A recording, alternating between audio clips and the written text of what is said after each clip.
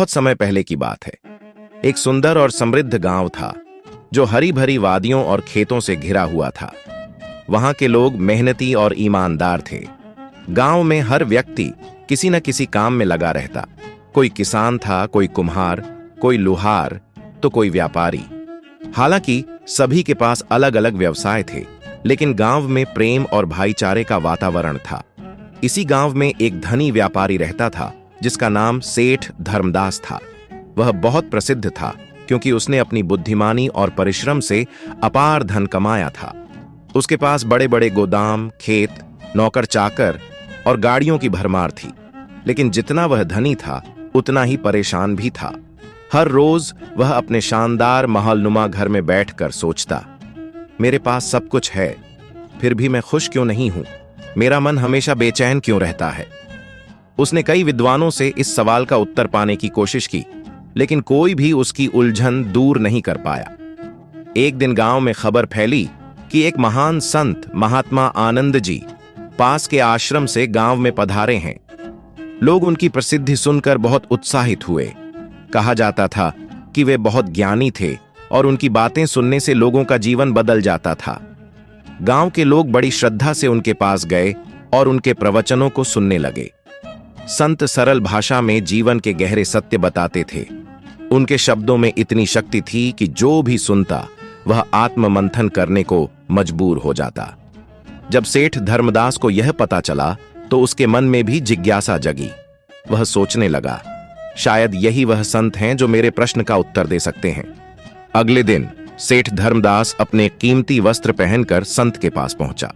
उसने विनम्रता से प्रणाम किया और कहा, महाराज, मैंने अपने जीवन में बहुत धन कमाया है, लेकिन फिर भी मैं खुश नहीं हूं। कृपया मुझे बताइए, सच्ची दौलत क्या है? संत मुस्कुराए और बोले, धर्मदास, तुम्हें सच्ची दौलत का रहस्य जानने के लिए एक परीक्षा देनी होगी। सेठ ने सिर हिलाया और कहा, मुझे स्वीकार है महाराज, आप जो भी कहेंगे मैं वह करूंगा। संत ने अपने पास रखे मिट्टी के कटोरे को उठाया और उसमें दूध भर दिया। फिर उन्होंने कटोरा सेठ के हाथ में थमाते हुए कहा, इस कटोरे में दूध भरकर पूरे गांव का चक्कर लगाओ, लेकिन ध्यान रखना, एक भी बूंद गिरनी नहीं चाहिए। अगर गिर गई तो तुम्हें फिर से शुरुआत करनी होगी।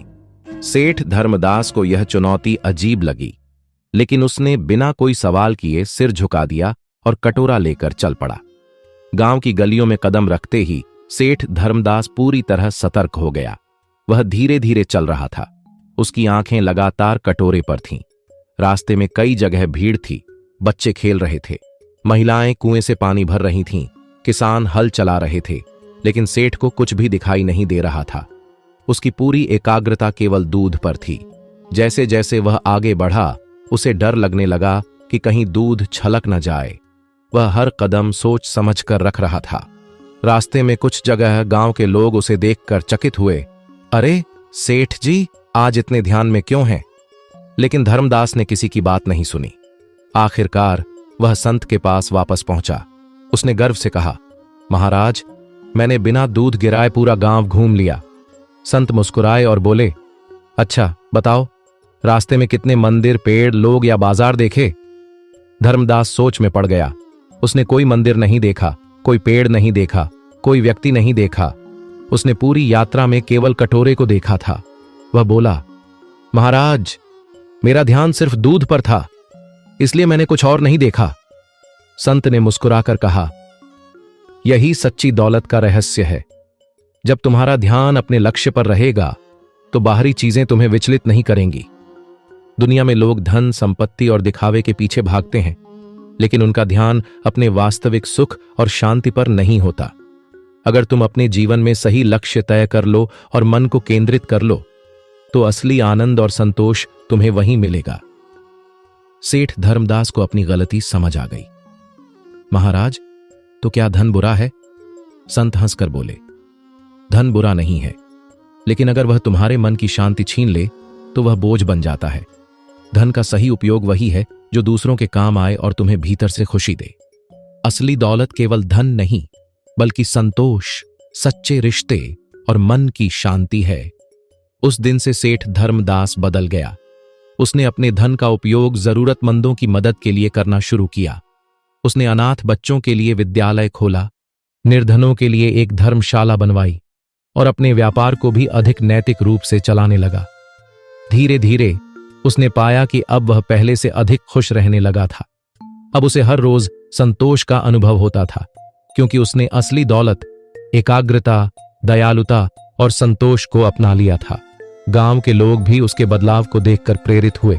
उन्होंने भी अपनी जीवन शैली को बदला और संतोष का मार्ग अपनाया। सेठ धर्मदास ने संत से आखिरी बार पूछा, महाराज, आपने मुझे सच्ची दौलत का रहस्य सिखाया, मैं आपको कैसे धन्यवाद दूं? संत मुस्कुराए और बोले, अगर तुम सच में सीख गए हो तो इसे दूसरों को भी सिखाओ, यही मेरा धन्यवाद होगा। सेठ ने उनकी बात गांठ बांध ली और जीवन भर उस मार्ग पर चलता रहा। इस प्रकार यह कहानी केवल सेठ धर्मदास की नहीं, बल्कि हर उस व्यक्ति की है जो जीवन में सच्चे सुख और शांति की तलाश करता है। सच्ची दौलत केवल धन नहीं, बल्कि एकाग्रता, संतोष और सही दिशा में जीवन जीने की कला है।